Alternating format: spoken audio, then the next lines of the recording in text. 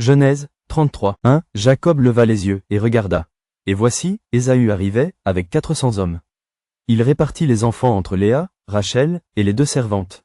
2. Il plaça en tête les servantes avec leurs enfants, puis Léa avec ses enfants, et enfin Rachel avec Joseph. 3. Lui-même passa devant eux. Et il se prosterna en terre 7 fois jusqu'à ce qu'il fût près de son frère. 4. Ésaü courut à sa rencontre. Il l'embrassa, se jeta à son cou, et le baisa.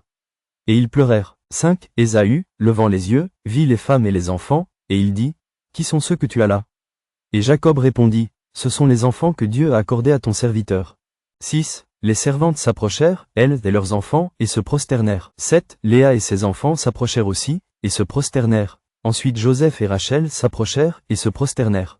8. Ésaü dit, « À quoi destines-tu tout ce camp que j'ai rencontré ?» Et Jacob répondit, « À trouver grâce aux yeux de mon Seigneur. » 9. Ésaü dit, « Je suis dans l'abondance, mon frère, garde ce qui est à toi. » 10. Et Jacob répondit, « Non, je te prie, si j'ai trouvé grâce à tes yeux, accepte de ma main mon présent. Car c'est pour cela que j'ai regardé ta face comme on regarde la face de Dieu, et tu m'as accueilli favorablement.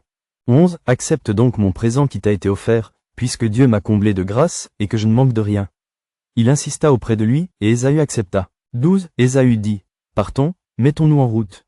J'irai devant toi. » 13. Jacob lui répondit, « Mon Seigneur sait que les enfants sont délicats, et que j'ai des brebis et des vaches qui allaitent. Si l'on forçait leur marche un seul jour, tout le troupeau périrait. 14. Que mon Seigneur prenne les devants sur son serviteur. Et moi, je suivrai lentement, au pas du troupeau qui me précédera, et au pas des enfants, jusqu'à ce que j'arrive chez mon Seigneur, à Séhir.